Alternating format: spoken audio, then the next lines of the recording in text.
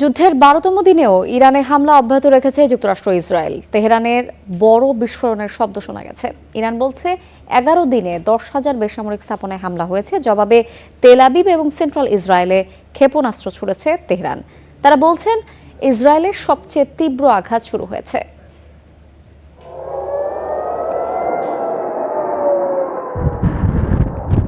যুদ্ধের ১২তম দিনে অগ্নিগর্ভ রূপ নিল মধ্যপ্রাচ্য পরিস্থিতি। একের পর এক মিসাইল হামলায় কেঁপে উঠছে ইরান, ইসরায়েল, লেবানন। রাতভর চলেছে হামলা পাল্টা হামলা।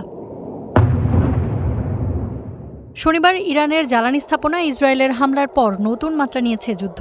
ইসরায়েলকে লক্ষ্য করে এবার ব্যারেজের পর ব্যারেজ মিসাইল ছুড়ছে ইরান। ছিল ড্রোন হামলাও। তেহরানের হামলার লক্ষ্য এখন তেল আবিব, জেরুজালেম ও হাইফা।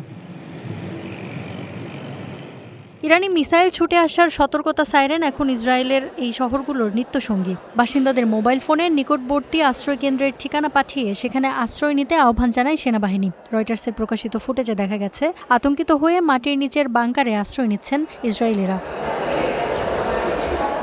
যদিও যুদ্ধের শুরু থেকেই বেশিরভাগ হামলা প্রতিহত করার দাবি করছে ইসরায়েল, প্রকাশ করছে না হতাহতের প্রকৃত তথ্য। তবে ইসরায়েলি একটি সংবাদ মাধ্যম নিশ্চিত করেছে রাতের হামলায় বেশ কয়েকজন আহত হয়েছে।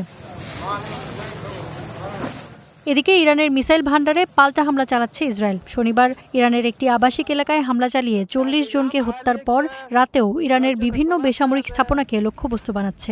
যুদ্ধ শুরুর পর থেকে ১০,০০০-এর বেশি বেসামরিক স্থাপনায় হামলা হয়েছে। বুধবার সকালে একটি ব্যাংককে হামলার টার্গেট বানিয়েছে ইসরায়েল। হামলা হয়েছে কারমান বিমানবন্দর ও ইস্পাহানের রুশ কনসুলেটে। এদিকে লেবাননের বৈরুতে ইরানের ৪ কূটনীতিক নিহত হয়েছে বলে জানিয়েছে Iran. Iffat Khandakar, Star news.